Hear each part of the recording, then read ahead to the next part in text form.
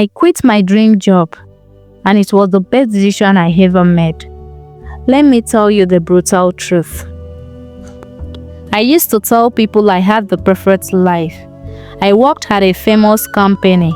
I had the badge, the email signature, the office view. Friends said I was living the dream.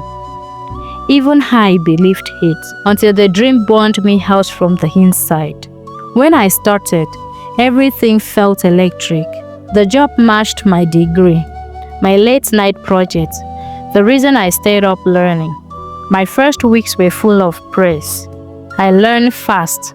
I stayed late because I wanted to, not because I had to. I felt proud. That pride was the hook. It held me close even after the cracks began. At first, the cracks were small, a meeting that ran long, a weekend that disappeared. I noticed I was missing family dinners. I missed my sister's birthday call. I told myself this was temporary, once the project ships. I said, once the promotion lands. The words sounded like a plan, but really they were excuses. Then the hours crept in. Mornings became a race. Coffee replaced hunger. I started giving up things I loved: guitar, morning runs, writing. I told myself I'd return to them soon.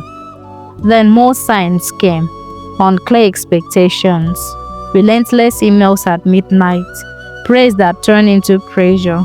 My manager stopped asking how I was and started asking what I would deliver. There were other heavier things. I watched people I respected change. They stopped picking up and started smoothing over things that felt wrong. I saw decisions that pushed short-term profit ahead of people. I watched a team member get blamed for something they did not do. I told myself again that I could fix it from inside. I believed I could make the place better. But the job asked for more than time. It asked for pieces of me. It wanted my nights, my weekends, my silence when I saw harm. It rewarded endurance, not kindness. It taught me to hold my breath until my chest hurt. The breaking point was small and sharp. A single evening that rewrote everything. I was on a video call. I had just found out my mother was in the hospital. I messaged my manager that I needed to log off. The reply came, "We need you to finish the release notes tonight. Can you still do that?" No compassion, no pause, just a deadline and a gentle insistence that my private life should bend to their calendar. My chest tightened. I set my phone down. For the first time, the badge, the title, the office view, all the things I had let define me felt less like success and more like a churn. I did not storm out. I did not quit that night. But I started asking questions I had avoided for years. Who am I when I am not working? What do I stand for? What would I regret if I stayed? I wrote lists. I called an old friend. I spoke to my sister, who reminded me that jobs come and go, but health and dignity matter. Living felt like failing at first. People applauded me at the company for staying professional. On the outside, I had all the boxes checked: good performance reviews, a fat paycheck, a title. Inside, I felt hollow. I imagined myself 10 years later, still tired, still apologizing to my children for missed moments. That image frightened me more than losing the job. So I planned. I saved quietly for a few months. I rebuilt a small safety net.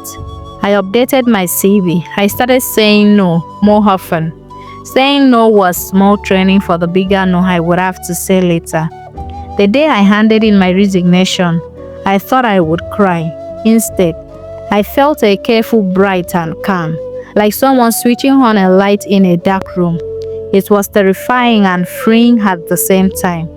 My manager asked why. I told the truth. in the simplest way I could.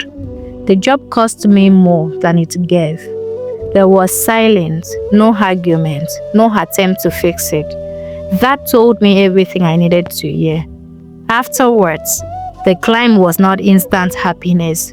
The first month out, I wrestled with doubt.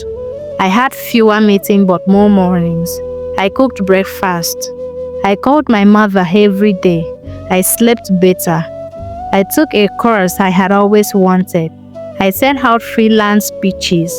I failed at some things and succeeded in others. Slowly, I felt myself come back into myself.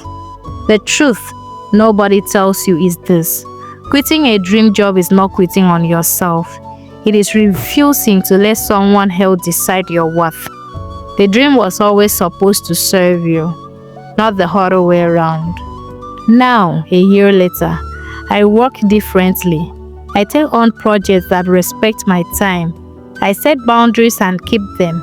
I check in with friends. I say no when a tax asks for my night and gives nothing in return. My income is different. Sometimes it is less. My life is fuller. I am present for the people I love. When hard choices come, I ask, does this move me toward the life I want or away from it? If you are listening and you feel the quiet growing cracks, listen to them. They matter. A job is a place to do work, not a mirror that decides who you are. Your worth is not the hours you give away. Your health, your family, your principles, those are not negotiable. So, here is the brutal truth. I quit my dream job because that dream had quietly become someone else's definition of success. It took living to find my own, and the hardest, bravest thing I did was to stop pretending that suffering in silence was proof of commitment. Real courage, I learned, is choosing yourself again. A job can be a blessing or a chain. Never confuse a title with your value. If a job asks you to give your life and take nothing back, it is okay to walk away. Thank you for watching this story. Please like, subscribe, and comment.